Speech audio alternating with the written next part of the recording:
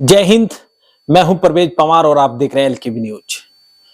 उत्तर प्रदेश में जो 9 विधानसभा सीटों पर उपचुनाव हुआ था 20 नवंबर को, उनका आज रिजल्ट आया है और रिजल्ट में 7 सीटें एनडीए अलायंस के पास गई हैं। एनडीए गठबंधन ने 7 सीटों पर जीत दर्ज की है, वहीं 2 सीटें समाजवादी पार्टी ने जीती है।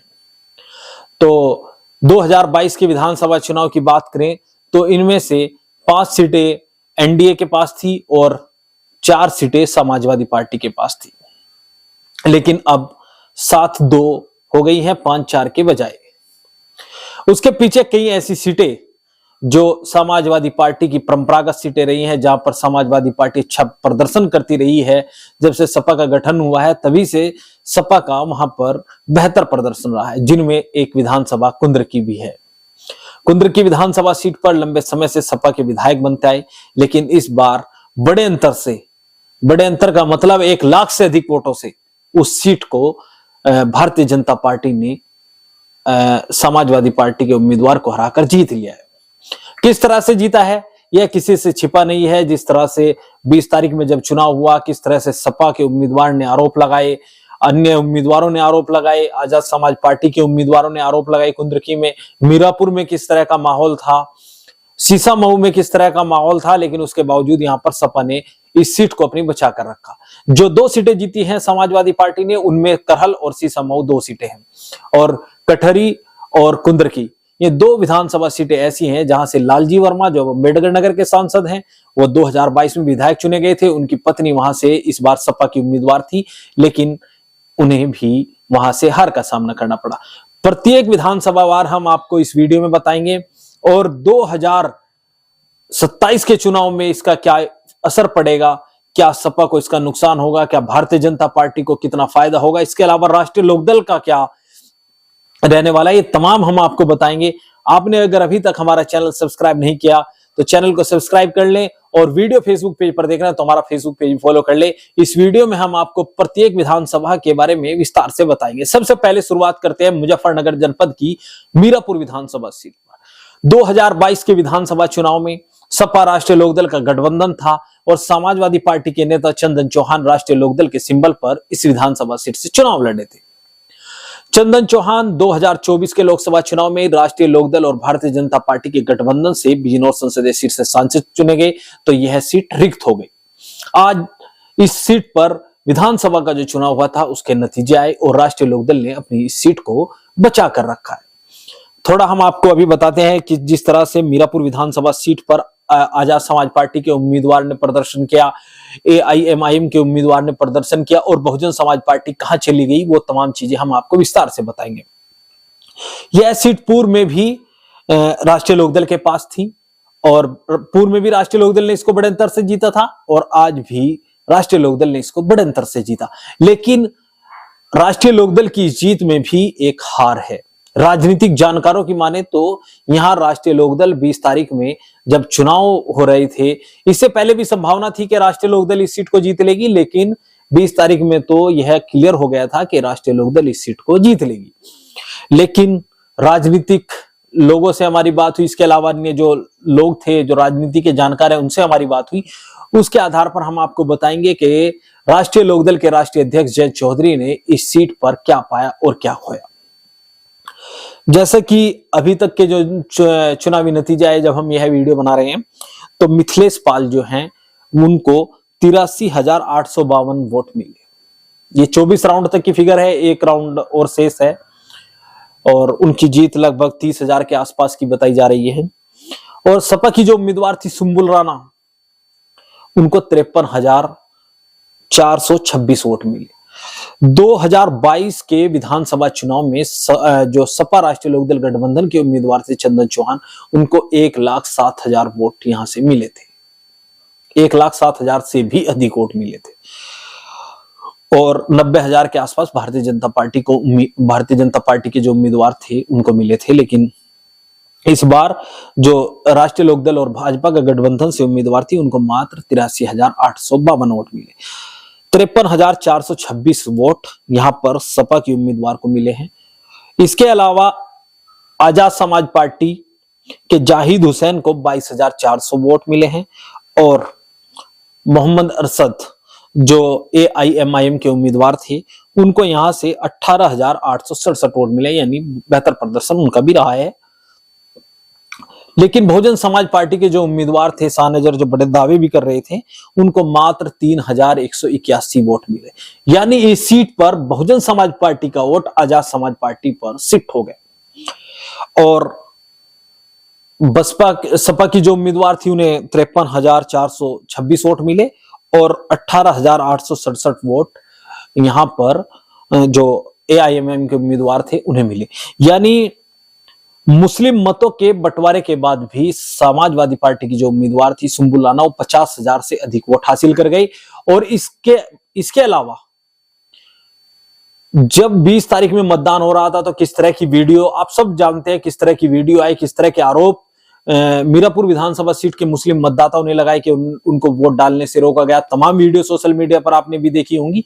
उसके बावजूद 53,000 वोट सुंबुल राणा को मिले और 22,400 जाहिद हुसैन को और 18,867 वोट जो AIMIM के उम्मीदवार थे उनको मिले।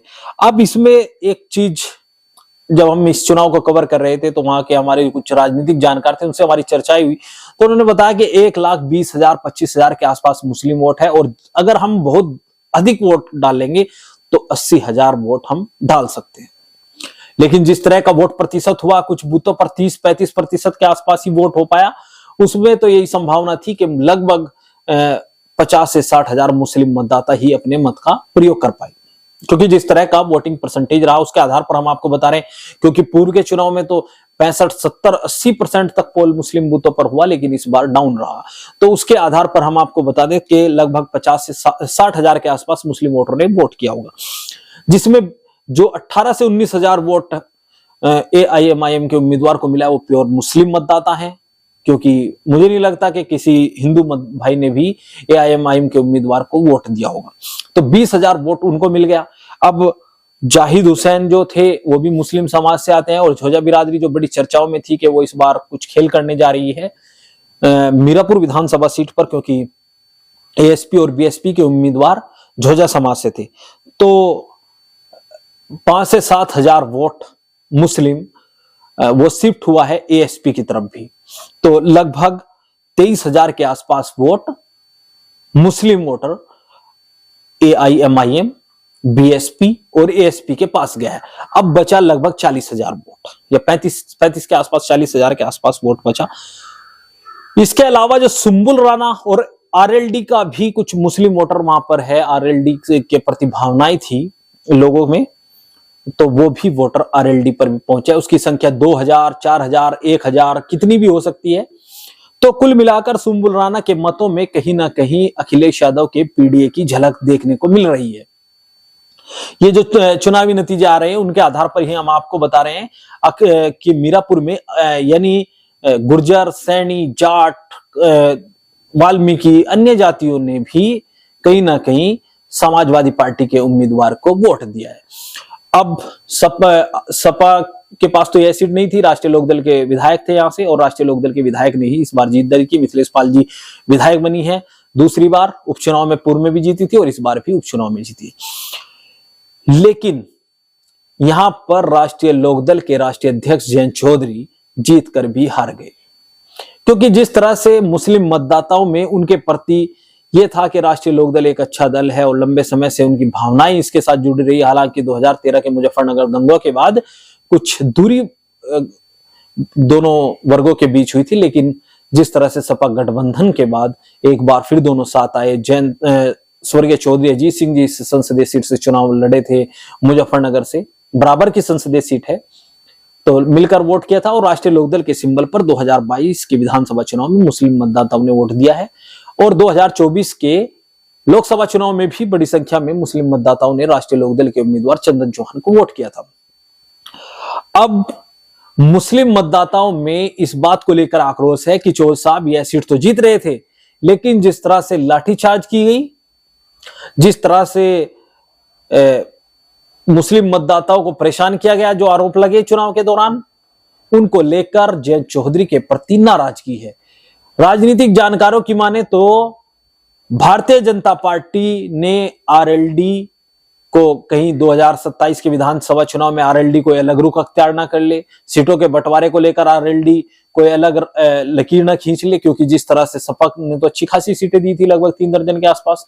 इसके अलावा लोकसभा चुनाव में भी 7 सीटों की चर्चाएं थी कि सपा दे सकती थी चौधरी साहब को। उसके बाद जयंत चौधरी अलग हुए और 2 सीटों पर चुनाव लड़े। तो भारतीय राजनीतिक जानकार मानते हैं कि भारतीय जनता पार्टी को यह डर था कि हो सकता है कि राष्ट्रीय लोकदल किसी अन्य दल के साथ गठबंधन करके पश्चिम उत्तर प्रदेश में मुस्लिम और जाट मतदाताओं को एक साथ लाकर एक नया प्रयोग ना कर दे। चर्चा यह भी थी कि चंद्रशेखर के साथ गठबंधन कर दे, लेकिन जिस तरह से मुस्लिम मतदाताओं में नाराजगी इसके बाद देखने को मिल रही है, कहीं ना कहीं जयंत चौधरी इस सीट को जीत कर भी हार गए हैं। अब दूसरी सीट की बात करें तो दूसरी सीट इसमें हम आपको बताएं कुंद्र की विधानसभा सीट एक ऐसी विधानसभा सीट है जहां पर सपा लंबे समय तक जीतती रही है, लेकिन इस चुनाव में लाखों मतों से, जिस सीट को सपा लाखों मतों से जीतती रही है, उस सीट को समाजवादी पार्टी लाखों मतों से हार गई है। और यह परिणाम अस्थायी नहीं है, 2027 में ऐसे परिणाम होंगे, इसकी कल्पना नहीं की जा सकती। मुझे नहीं लगता कि 2027 के विधानसभा चुनाव में भी ऐसे ही परिणाम होंगे। 2027 के विधानसभा चुनाव में यानी आम चुनाव में सपा अपनी सीट को आसानी से वापस ले लेगी, ऐसा राजनीतिक जानकारों का मानना है, और कि 2027 में यह सीट सपा अपनी वापस ले लेगी।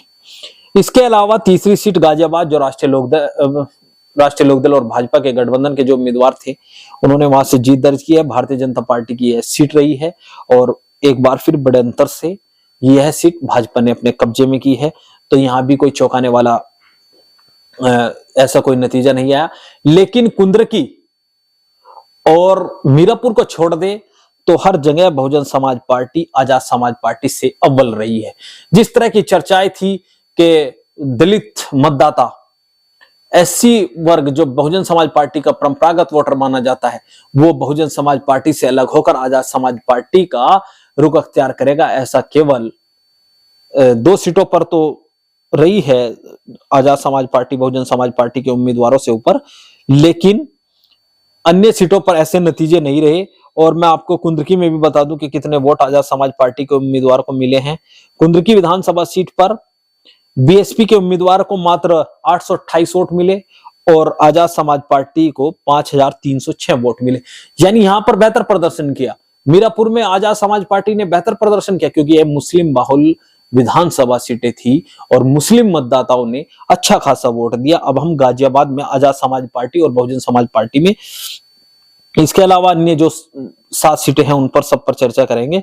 गाजियाबाद में बहुजन समाज पार्टी के उम्मीदवार 10,736 वोट मिले उन्हें। परमानंद गर्ग जी को 10,736 वोट मिले और आजाद समाज पार्टी की बात करें तो 6,304 वोट उन्हें मिले और वह 5वें स्थान पर रहे। सत्यपाल चौधरी आजाद समाज पार्टी के उम्मीदवार थे। अखिलेश यादव ने यहाँ पर दलित उम्मीदवार को सामान्य सीट पर उतारा था। एससी वर्ग से सिंहराज जाटव जी थे, 27,595 वोट उन्हें मिले और 96,946 वोट बीजेपी के उम्मीदवार संजीव शर्मा जो विधायक बने हैं गाजियाबाद से, उनको मिले हैं। अब मैं अगली सीट पर चर्चा करेंगे। गाजियाबाद के बाद हम चलते हैं खैर भी भारतीय जनता पार्टी की सीट मानी जाती है और राष्ट्रीय लोकदल के गठबंधन के बाद तो खैर सीट पर मजबूत दावेदारी भारतीय जनता पार्टी की बन जाती है। सपा ने यहां पर अभी तक का बेहतर प्रदर्शन किया है और 61,788 वोट सपा की उम्मीदवार चारुकैन को मिले हैं और सुरेंद्र दिलेर को 1,01,81 वोट मिले हैं और 38,393 वोटों से वो जीते हैं। यह सुरक्षित सीट है और यहां पर आजाद समाज पार्टी के जो उम्मीदवार थे वो बहुजन समाज पार्टी के उम्मीदवार से पीछे रहे हैं। 13,365 वोट बीएसपी के उम्मीदवार पहल सिंह को मिले हैं और नितिन कुमार जो आजाद समाज पार्टी का श्रीराम पार्टी के उम्मीदवार थे उन्हें मात्र 8,269 वोट मिले। तो यहां पर भी बहुजन समाज पार्टी से पिछड़ी है, जबकि यह सुरक्षित सीट है और माना जाता है कि दलित समाज में यानी एससी समाज में जो उनका चंद्रशेखर जी का फैक्टर है वो अधिक है। अब करहल जहां से अखिलेश यादव विधायक थे, अब वो सांसद हैं कन्नौज से, तो वो सीट रिक्त हुई थी। ये सीट बचाने में सपा कामयाब रही, लेकिन अंतर घट गया है जीत का। 1 लाख वोट सपा के तेज प्रताप सिंह को मिले और 89,000 वोट अनुजेश प्रताप सिंह जो भारतीय जनता पार्टी के उम्मीदवार थे उनको मिले। इसके अलावा यहां पर भी आजाद समाज पार्टी के उम्मीदवार बहुजन समाज पार्टी के उम्मीदवार से पीछे रहे हैं। आजाद समाज पार्टी के उम्मीदवार की बात करें, आजाद समाज पार्टी के उम्मीदवार प्रदीप थे, उन्हें मात्र 2,499 वोट मिले, जबकि बीएसपी के उम्मीदवार अवनीश कुमार साक्य को 8,409 वोट मिले। तो यहां पर भी बीएसपी एएसपी पर भारी रही है। इसके अलावा हम आपको सीसामऊ जो बड़ी चर्चाओं में सीट थी, इरफान सोलंकी की सदस्यता रद्द होने के बाद यहां पर चुनाव हुआ था। अन्य सीटों से इस सीट पर परिस्थिति अलग थी, क्योंकि अधिक जो अन्य सीटें हैं उन पर तो उनके विधायक सांसद बने, उसके बाद उपचुनाव हुआ। लेकिन सीसामऊ के जो विधायक थे इरफान सोलंकी, हाजी इरफान सोलंकी, उनकी सदस्यता रद्द हुई है, सजा हुई उन्हें मामले में, जिसके बाद उनकी सदस्यता रद्द हुई। और सदस्यता रद्द होने के बाद सपा ने उनकी पत्नी नसीम सोलंकी को मैदान में उतारा था। जिस तरह का कि वोटिंग के दिन की चर्चाएं थी, लेकिन यहाँ पर नसीम सोलंकी जीत दर्ज करने में कामयाब हुई। बड़ी लीड शुरू से ही वो बनाती नजर आई और नसीम सोलंकी यहाँ पर 8,564 वोटों से जीती। और इस सीट पर बीएसपी के उम्मीदवार जो थे वीरेंद्र कुमार, उन्हें मात्र 1,410 वोट मिले और एएसपी ने यहां पर अपना उम्मीदवार नहीं उतारा था। 8,564 वोटों से सपा की नसीम सोलंकी यहां से विधायक बने। इसके बाद सीसामऊ के बाद अगली विधानसभा सीट पर हम आपको लेके चलते हैं फूलपुर। फूलपुर विधानसभा सीट के जो विधायक थे वो सांसद बने और यहां पर दीपक पटेल ने जीत दर्ज की। ये सीट मुस्लिम मतदाताओं की संख्या कम है, उसके बावजूद भी यहां सपा ने मुस्लिम उम्मीदवार उतारा, मोहम्मद मुस्तफा सिद्दीकी। बताया जाता है कि लगभग 40-45 हजार मुस्लिम वोटर है इस सीट पर। उसके बावजूद 66,984 वोट सपा के उम्मीदवार को यहां पर मिले और बहुजन समाज पार्टी और आजाद समाज पार्टी के उम्मीदवार भी यहां पर थे।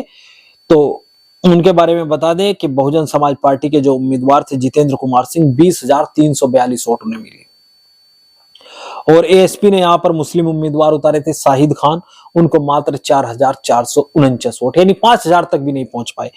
तो मीरापुर और कुंद्रकी को छोड़ दें तो यहां अधिकतर अन्य सीटों पर बीएसपी के उम्मीदवार एएसपी के उम्मीदवारों से ऊपर रहे। जिस तरह की चर्चाएं थी कि दलित वोटर अब चंद्रशेखर के साथ शिफ्ट हो गया है। अब कटहरी एक ऐसी सीट है जो 2022 के विधानसभा चुनाव में लालजी वर्मा यहां से विधायक चुने गए थे सपा के टिकट पर। कद्दावर नेता है, अंबेडकर नगर से सांसद हैं, उनकी पत्नी सपा की उम्मीदवार थी, बड़े अंतर से वो यहां से चुनाव हारी। और यहां पर धर्मराज निषाद भारतीय जनता पार्टी के, उन्होंने 24,000 वोटों से जीत दर्ज की है। शोभावती वर्मा जो लालजी वर्मा की पत्नी हैं, उनको 61,605 वोट मिले। और बीएसपी यहां पर अच्छा प्रदर्शन किया है, 35,653 वोट बीएसपी के अमित वर्मा को मिले हैं। और एएसपी की बात करें तो मात्र 4,451 वोट मिले। इस सीट पर भी एएसपी 5,000 का आंकड़ा नहीं छू पाई। ये सीट उन सीटों में है जो 2022 में सपा ने जीती थी, लेकिन अब यह है भारतीय जनता पार्टी के खाते में चली गई। और इस सीट पर भी बड़ी चर्चाएं थी कि बड़ा वोटरों को रोका जा रहा है। वहां के सांसद अंबेडकर नगर के लालजी वर्मा और जो उम्मीदवार हैं उनके पति हैं वो, उन्होंने बड़े गंभीर आरोप प्रशासन पर लगाए थे, लेकिन आज उन्हें हार का सामना करना पड़ा। और सबसे महत्वपूर्ण सीट जहां पर सपा ने बेहतर प्रदर्शन किया है, मंझुआ विधानसभा सीट है। और डॉक्टर रमेश बिंद की बेटी डॉक्टर ज्योति बिंद को सपा ने अपना उम्मीदवार बनाया था। और सुष्मिता मौर्य जो भारतीय जनता पार्टी की उम्मीदवार थी, 77,503 वोट उन्हें मिले और डॉक्टर ज्योति बिंद को 72,567 वोट मिले। इसके अलावा बीएसपी के जो उम्मीदवार थे दीपक तिवारी, उन्होंने 34,800 वोट इस सीट पर हासिल किए हैं। इसके अलावा शंभुनाथ एएसपी के उम्मीदवार थे, 3,522 वोटों पर वो सिमट गए हैं, यानी वो भी 5,000 का आंकड़ा पूरा नहीं कर पाए। तो इस चुनाव के ये नतीजे थे। 7 सीटें भारतीय जनता पार्टी और राष्ट्रीय लोकदल गठबंधन ने जीत दर्ज की हैं और 2 सीटों पर सपा के विधायक चुने गए हैं। तो इन चुनावी नतीजों के बाद 2 क्या असर पड़ेगा, आप भी अपनी राय कमेंट बॉक्स में दे सकते हैं। चैनल अगर आपने अभी तक सब्सक्राइब नहीं किया तो चैनल को सब्सक्राइब कर ले। वीडियो फेसबुक पेज पर देखा तो हमारा फेसबुक पेज फॉलो करें। जय हिंद।